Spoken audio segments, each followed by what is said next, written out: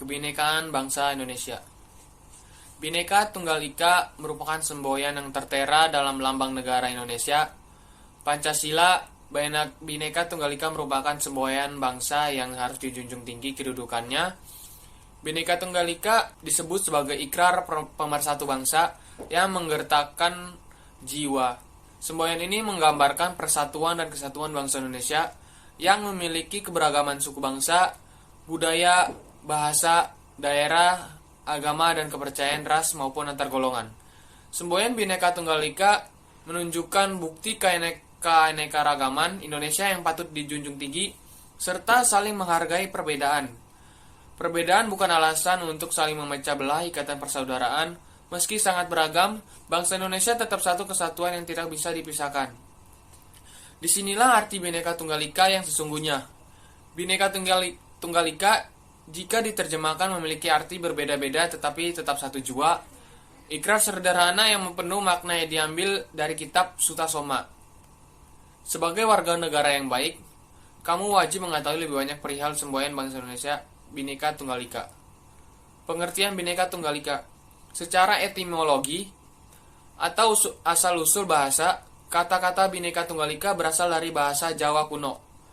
Jika diartikan secara harfiah, Bhinneka artinya beragam atau bermacam-macam, tunggal itu satu, ika adalah itu. Kesimpulannya, Bhinneka Tunggal Ika secara harfiah memiliki arti beraneka satu itu. Maknanya bisa dikatakan bahwa beraneka ragam tetapi tetap satu jua. Semboyan ini diambil dari kitab atau Kakawin Sutta Soma karangan Puntatular yang hidup pada masa kerajaan Majapahit sekitar abad ke-14 Masehi. Integrasi nasional yaitu upaya menyatukan berbagai kelompok, budaya, maupun sosial dalam suatu kesatuan wilayah nasional yang dimana diharapkan dapat membentuk suatu identitas nasional tertentu. Pentingnya konsep integrasi nasional adalah untuk mewujudkan kehidupan masyarakat Indonesia yang damai dalam menyatukan berbagai macam perbedaan yang ada seperti budaya, ras, dan lain-lain. Integrasi nasional merupakan harapan setiap negara karena di setiap negara selalu ada perbedaan yang ada satu sama lain. Sama seperti yang dimiliki Indonesia. Mengapa demikian? Kalau dilihat, Indonesia dikenal dengan keanekaragamannya seperti suku, budaya, ras, agama, dan lain-lain. Oleh karena itu, integrasi nasional sangat penting untuk negara Indonesia tersendiri. Integrasi nasional adalah salah satu cara untuk mempersatukan berbagai macam perbedaan. Hal tersebut menjadi salah satu langkah yang baik dari sesuatu yang semulanya berpisah-pisah, lalu menjadi suatu keutuhan yang baik bagi bangsa Indonesia. A. Faktor pembentuk integrasi nasional. 1. Adanya rasa senasib dan seperjuangan yang diakibatkan oleh faktor sejarah. 2. Adanya ideologi nasional yang tercermin dalam simbol negara yaitu Garuda Pancasila dan semboyan. Yang ketiga, adanya tekad serta keinginan untuk bersatu di kalangan bangsa Indonesia seperti yang dinyatakan dalam Sumpah Pemuda. Yang keempat, adanya ancaman dari luar yang menyebabkan munculnya semangat nasionalisme di kalangan bangsa Indonesia. Yang kelima, penggunaan bahasa Indonesia. Yang keenam, adanya semangat persatuan dan kesatuan dalam bangsa, bahasa, dan tanah air. Yang ketujuh, adanya kepribadian dan pandangan hidup dalam kebangsaan yang sama, yaitu Pancasila. Yang kedelapan, adanya jiwa, semangat, gotong royong, solidaritas, dan toleransi keagamaan yang kuat. Yang kesembilan, adanya rasa senasib, sepenanggungan akibat penderitaan penjajahan. Yang kesepuluh, adanya rasa cinta tanah air dan mencintai produk dalam. Yang B, faktor penghambat integrasi nasional. Pertama, kurangnya penghargaan terhadap kemajemukan yang bersifat heterogen. Yang kedua, kurangnya toleransi antar golongan. Ketiga, kurangnya kesadaran dari masyarakat Indonesia terhadap ancaman dari gangguan dari luar. 4. Adanya ketidakpuasan terhadap ketimpangan dan ketidakmerataan hasil-hasil pembangunan.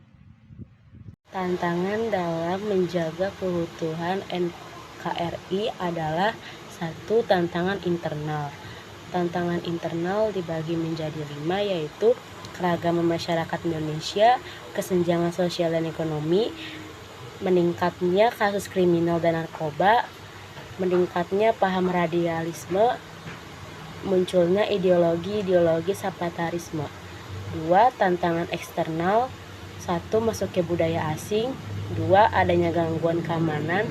3, pengaruhnya globalisasi. 4, munculnya jaringan narkoba. Saya, Muhammad Tangga Ramadan, akan menjelaskan tentang peran serta warga negara dalam menjaga persatuan dan kesatuan bangsa. Yang pertama, kesadaran warga negara. Peran serta warga negara akan muncul jika adanya kesadaran dalam menjaga persatuan dan kesatuan. Tapi, apa sih kesadaran itu? Kesadaran adalah sikap mawas diri sehingga dapat membedakan benar atau salah, baik atau buruk, patut atau tidak patut, dan layak atau tidak layak dalam berkata dan berperilaku. Yang kedua, pengertian bela negara. Dalam Undang-Undang Negara Republik Indonesia Nomor 3 Tahun 2002, Pasal 9 Ayat 1 tentang pertahanan negara. Upaya bela negara adalah sikap dan perilaku warga negara yang dijiwai oleh kecintaannya kepada Negara Kesatuan Republik Indonesia berdasarkan Pancasila dan Undang-Undang Dasar Negara Republik Indonesia tahun 1945 dalam menjamin kelangsungan hidup berbangsa dan bernegara. Sebagai warga negara yang baik, sudah sepantasnya bila kita turut serta dalam upaya bela negara dengan mewaspadai dan mengatasi berbagai ancaman, tantangan, hambatan, dan gangguan terhadap Negara Kesatuan Republik Indonesia, seperti para pahlawan yang telah rela berkorban demi menjaga persatuan dan kesatuan. Dasar hukum bela negara. Berikut adalah dasar hukum dan peraturan tentang wajib bela negara. Yang pertama adalah TAP MPR nomor 6 tahun 1973 tentang konsep wawasan Nusantara dan keamanan nasional. Yang kedua adalah Undang-Undang Republik Indonesia nomor 29 tahun 1954 tentang pokok-pokok perlawanan rakyat. Yang ketiga adalah Undang-Undang Republik Indonesia nomor 20 tahun 1982 tentang ketentuan pokok Hankam Negara RI. Telah diubah oleh Undang-Undang Republik Indonesia Nomor 1 Tahun 1988. Yang keempat adalah TAP MPR Nomor 6 Tahun 2000 tentang pemisahan TNI dengan Polri. Yang kelima adalah TAP MPR Nomor 7 Tahun 2000 tentang peranan TNI dan Polri. Yang keenam adalah amandemen Undang-Undang Dasar Negara Republik Indonesia Tahun 1945 Pasal 30 Ayat 1 dan 2 yang menyatakan bahwa tiap warga negara berhak dan wajib ikut serta dalam usaha pertahanan dan keamanan negara yang dilaksanakan melalui sistem pertahanan dan keamanan rakyat semesta oleh TNI dan kepolisian sebagai komponen utama, dan rakyat sebagai kekuatan pendukung. Ada pula Pasal 27 Ayat 3 yang berbunyi, setiap warga negara berhak dan wajib ikut serta dalam upaya pembelaan negara. Yang ketujuh, Undang-Undang Republik Indonesia Nomor 3 Tahun 2002 tentang Pertahanan Negara, Ayat 1 yang berisi, setiap warga negara berhak dan wajib ikut serta dalam upaya bela negara yang diwujudkan dalam penyelenggaraan pertahanan negara.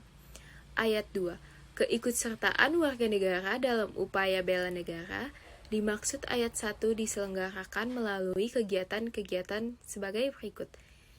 Kegiatan berikut adalah pendidikan kewarganegaraan, pelatihan dasar militeran, pengabdian sebagai prajurit TNI secara sukarela atau wajib, dan pengabdian sesuai dengan profesi.